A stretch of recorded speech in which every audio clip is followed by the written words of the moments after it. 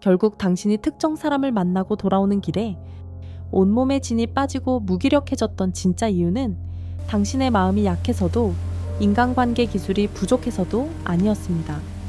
오히려 당신의 공감 능력이 남들보다 훨씬 뛰어나고 상대방의 부정적인 에너지를 걸러내는 필터가 너무나 섬세하게 작동하고 있다는 아주 고무적인 천재성의 증거였죠. 오늘 영상을 다 보고 나면 여러분은 왜 그동안 그토록 기운이 빠지는 사람들에게 속절없이 당할 수밖에 없었는지 그 근본적인 원인을 깨닫고 나를 소모시키는 관계로부터 자신을 완벽하게 보호하며 무너진 일상의 평온을 되찾는 확실한 대처법을 마주하게 되실 겁니다. 들을수록 마음이 깊어지는 시간, 심리적 거리두기 시작합니다. 여기 38살 직장인 미니 씨의 이야기를 한번 들어보세요. 미니 씨는 주변에서 누구나 인정하는 최고의 경청자이자 따뜻한 사람입니다. 그녀는 친구나 동료가 힘든 이야기를 하면 마치 자신의 일처럼 아파하며 진심 어린 위로를 건넵니다. 하지만 미니 씨에게는 유독 만나기만 하면 기운이 쭉 빠지는 친구 지영 씨가 있습니다. 지영 씨는 만나자마자 회사 상사 욕부터 시작해서 시댁 갈등, 남편과의 불화, 심지어는 오늘 날씨가 안 좋은 것까지 온갖 불평불만을 쏟아냅니다. 미니 씨가 조심스럽게 조언을 해주려 하면 하지만 그건 이래서 안 돼 라며 소통의 문을 닫아버리고 다시 자기 불행 자랑을 시작하죠. 2시간의 만남이 끝나고 나면 지영 씨는 이제 좀 살 것 같다 며 개운한 표정으로 떠나지만 미니 씨는 마치 영혼이 탈탈 털린 것처럼 멍하니 자리에 앉아있게 됩니다. 집에 돌아와서도 지영 씨가 쏟아낸 부정적인 말들이 머릿속을 뱅뱅 돌아 결국 그날 밤 잠을 이루지 못하죠. 오늘 하루도 미니 씨처럼 누군가를 만나고 나서 유독 몸이 천근만근 무겁게 느껴지진 않으셨나요? 분명히 맛있는 것을 먹고 즐겁게 대화를 나눈 것 같은데 현관문을 열고 들어서는 순간 마치 온몸의 에너지가 방전된 것처럼 주저앉고 싶었던 경험이 있으실 겁니다. 상대방의 끝없는 하소연을 받아주느라 정작 내 마음속 이야기는 한마디도 꺼내지 못했거나 은근히 나를 깎아내리는 그 사람의 무례한 말에 대꾸 한마디 못하고 그저 어색한 웃음으로 넘겼던 내 모습이 자꾸만 떠올라 괴로웠을 겁니다. 그러고 나면 어김없이 자책이 찾아오죠. 나는 왜 이렇게 거절을 못할까? 왜 그 사람의 부정적인 감정에 이렇게까지 휘둘릴까 하고 말이죠.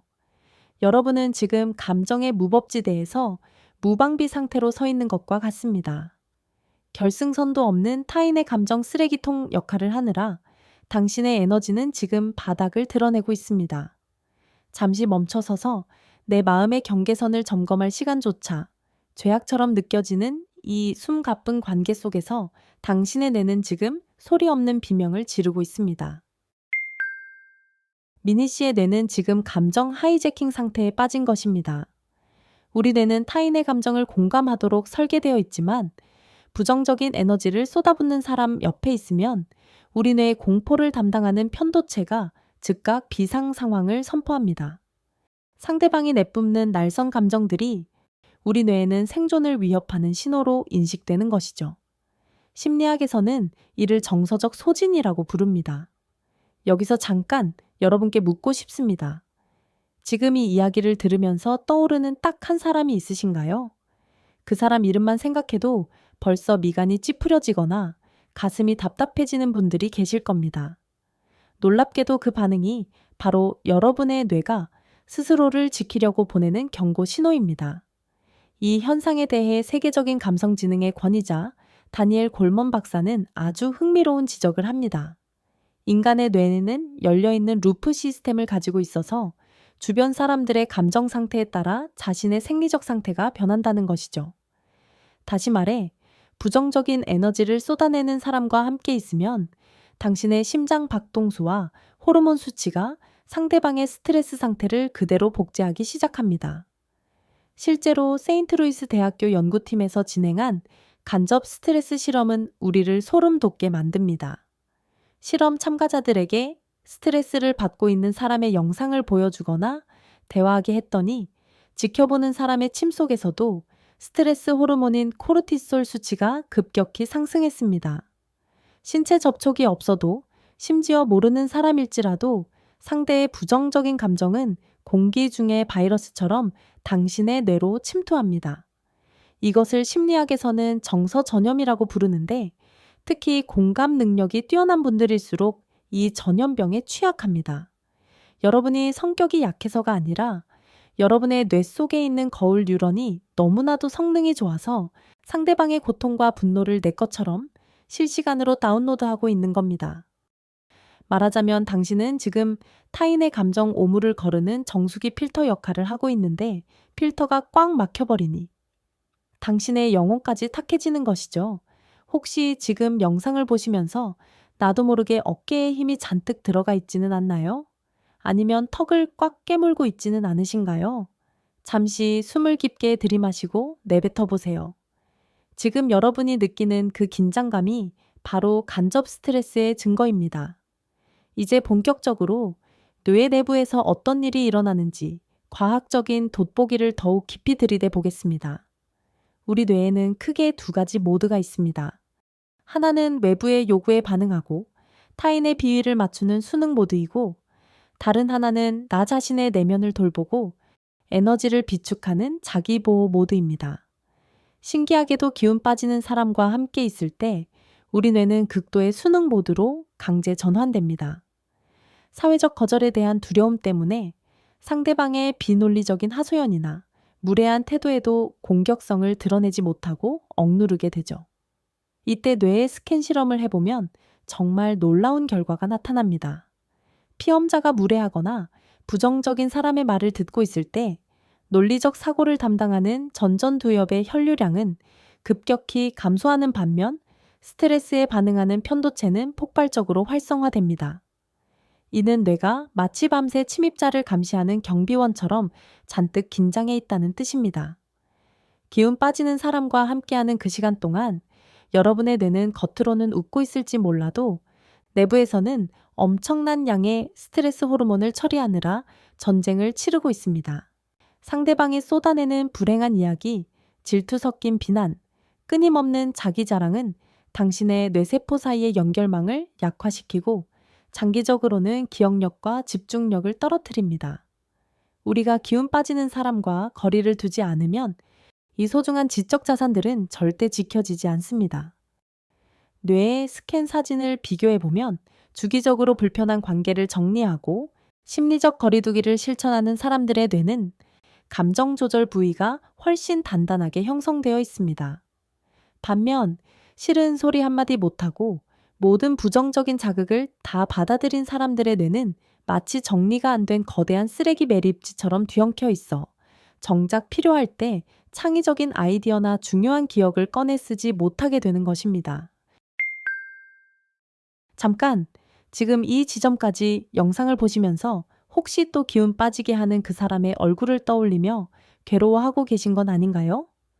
지금 바로 15초만 눈을 감고 제 목소리만 들어보세요. 화면을 보지 않아도 괜찮습니다. 당신의 어깨에 잔뜩 들어간 힘을 빼고 혀를 입천장에서 떼어보세요. 당신의 뇌가 지금까지 받은 타인의 쓰레기 같은 감정들을 밖으로 배출할 수 있게 아주 짧은 틈을 주는 겁니다. 어떻습니까? 훨씬 머리가 가벼워지는 기분이 들지 않으신가요? 사실 하버드 대학교 심리학과의 정밀 추적 조사에 따르면 인간의 행복과 생산성을 결정짓는 가장 핵심적인 요소는 지능이나 재력이 아니라 바로 주변 사람들의 정서적 온도였습니다. 기운을 북돋아주는 사람과 1시간을 보낼 때의 뇌 효율은 혼자 있을 때보다 3배 이상 높아지지만 기운을 빼앗는 사람과 보낼 때는 그 효율이 절반 이하로 뚝 떨어집니다. 현명한 사람들일수록 이 인간관계의 에너지를 철저히 관리합니다. 그들은 타인을 만나는 시간을 단순히 사교의 시간이 아니라 자신의 소중한 자원을 투자하는 시간으로 활용합니다. 뇌는 좋은 사람과 연결될 때는 광대한 치유의 네트워크를 형성하지만 독이 되는 사람과 연결될 때는 스스로를 폐쇄적인 방어 모드로 가두기 때문입니다. 우리는 흔히 모든 사람과 잘 지내야 하고 타인의 부탁을 들어주는 것이 미덕이라고 배워왔습니다. 하지만 진화 심리학적인 관점에서 보면 인류가 살아남을 수 있었던 진짜 비결은 위험한 존재를 식별하고 그들로부터 신속하게 멀어지는 회피 능력이었습니다. 수만 년 전 원시 인류에게 기운을 빼앗고 공동체의 분위기를 해치는 존재는 곧 죽음을 의미했습니다.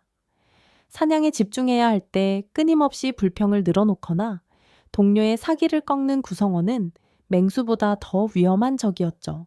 그래서 우리 뇌에는 본능적으로 저 사람은 내게 해롭다 라는 신호를 보내는 경보장치가 탑재되어 있습니다. 그런데 현대 사회는 이 소중한 생존 본능을 우리에게서 조직적으로 빼앗아 갔습니다. 좁은 사무실, 가족이라는 굴레, 소셜 미디어로 연결된 끊임없는 관계망 속에서 우리는 이 경보장치가 울려도 억지로 꺼버린 채 참고 견디는 것을 어른스러운 태도라고 착각하며 살고 있습니다. 하지만 여러분, 진짜 무서운 사실은 무엇인지 아십니까? 타인의 부정적인 에너지를 거르지 않고 계속해서 흡수하다 보면 우리는 결국 나라는 존재의 본질을 잃어버리게 된다는 것입니다. 당신이 최근에 자꾸만 의욕이 없고 삶이 무미건조하게 느껴졌다면 그것은 당신의 뇌가 타인의 불행을 처리하느라 당신의 행복을 감지하는 센서를 꺼버렸기 때문일 확률이 매우 높습니다. 기운 빠지는 사람을 멀리하는 것은 이기적인 행동이 아닙니다.